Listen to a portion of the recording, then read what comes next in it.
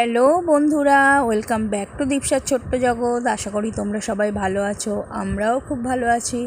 আরও একটা নতুন ভিডিও নিয়ে তোমাদের সামনে হাজির হলাম। তো এগুলো কি বুঝতেই পারছো, হ্যাঁ এঁচোড় আর কি ভাগ করে রেখেছি, এরপর কুটবো। দেখো এঁচোড়গুলোকে এরপর কুটে নেবো। খোলা ছাড়িয়ে নিয়েছি। এঁচোড় কোটা তো সবাই মোটামুটি জানো, বলার কিছু নেই। তো এঁচোড়গুলোকে আর কি খোলা ছাড়িয়ে চৌকো চৌকো করে কেটে নিয়েছি। এঁচোড়টাই খুব বেশি আঠা ছিল না, তো কাটতে অত অসুবিধে হয়নি। তো দেখো এঁচোড়টাকে কেটে আর কি জলের মধ্যে ভিজিয়ে রেখেছি। আর এই দিকে দেখো আলুগুলোকে ডুমো ডুমো করে কেটে নিয়েছি। তো আলুর দেখো সাইজগুলো কীরকম কেটেছি। তো আলুগুলোকে কেটে নেওয়া হয়েছে। আর এই দিকে দেখো চিংড়ি মাছ ভেজে রেখেছি। মানে চিংড়ি মাছগুলো যখন ছাড়াচ্ছিলাম, দু হাত দিয়ে ছাড়াচ্ছিলাম, তো ভিডিও আর করতে পারিনি। তো একেবারে ভেজেই তোমাদের সাথে শেয়ার করলাম। তো চিংড়ি মাছটা প্রথমে নুন হলুদ মাখিয়ে আর কি, যেরম হয় সবই জানো, বলার কিছু নেই। তো আমি কিভাবে করলাম সেটাই জাস্ট তোমাদের সাথে শেয়ার করলাম। তো ভেজে নিয়েছি চিংড়ি মাছগুলোকে। আর এই দিকে দেখো এটা আদা রসুন আর পেঁয়াজ বাটা। পেঁয়াজ আদা রসুন আর কি মিক্সিতে বেটে নিয়েছি, পেস্ট করে নিয়েছি আর কি। কেউ পেঁয়াজ আর কি পিস পিস করেও দিতে পারো, কোনো অসুবিধা নেই। মাংসে যেভাবে দিই আর কি সেইভাবেও দিতে পারো। এদিকে দেখো এঁচোড়গুলোকে সেদ্ধ করে নিয়েছি। পুরো সব কিছু দিতে গেলে অনেক বড় হয়ে যাবে, সেই জন্য শুধু জাস্ট যা যা করেছি সেইগুলোই তোমাদের সাথে শেয়ার করছি। এদিকে আলু সেদ্ধ করে নিয়েছি। তোমরা তো জানো আমি চটজলদি রান্না করব বলে সব কিছু সবসময় সেদ্ধ করে নিই। এরপর দেখো কড়াইতে সর্ষের তেল দিয়ে পেঁয়াজ রসুন আদা বাটার যে পেস্টটা সেটা দিয়ে দিচ্ছি। এরপর দেখো হলুদ দিয়ে দিলাম আর কাঁচা লঙ্কা দিয়ে দিলাম। হলুদটা দেওয়ার কারণ হলো যাতে না ছেটকায়। জানোই তো তেলের উপর পেঁয়াজ বাটা দিলে বা পেঁয়াজ দিলে কীরকম, পেঁয়াজ বাটা মেনলি দিলে কীরকম ছেটকায়, সেই জন্য হলুদটা সাথে সাথেই দিয়ে দিতে হয় যাতে না ছেটকায়।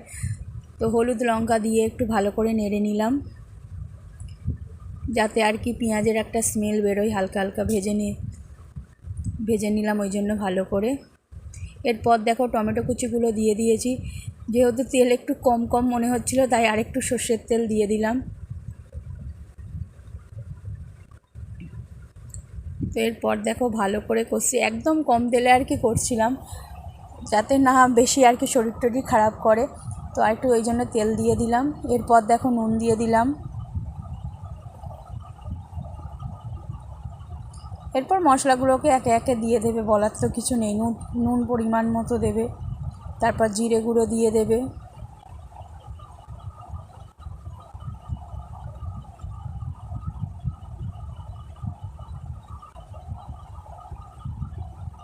আর দিয়ে দেবে কাশ্মীরি লঙ্কার গুঁড়ো আর সামান্য পরিমাণ চিনি। ব্যাস, দিয়ে এবার নাড়িয়ে নেবে ভালো করে। এরপর সেদ্ধ করা এঁচোড়গুলোকে দিয়ে দিলাম। আর তারপর আলুগুলোকে সেদ্ধ যেগুলো করা ছিল সেগুলোকে দিয়ে দিলাম, ভালো করে কষাবে। তো মশলা খুব বেশি নয়, তোমার জিরে গুঁড়ো, হলুদ গুঁড়ো আর কি, জিরে গুঁড়ো, কাশ্মীরি লঙ্কার গুঁড়ো, নুন আর চিনি যাদের ভালো লাগে দেবে। আমরা যেহেতু একটু মিষ্টি মিষ্টি খাই, ওই জন্য চিনি দিই সবতেই। প্রায় ঘটি বাড়িতে চিনিটা মোটামুটি দেয়, বেশিরভাগ বাড়িতেই বলে আমার মনে হয়। তো ভালো করে কষিয়ে নিচ্ছি দেখো। তো একটু ভালো করে কষিয়ে নেবে, তারপরে সামান্য পরিমাণ জল দিয়ে দেবে।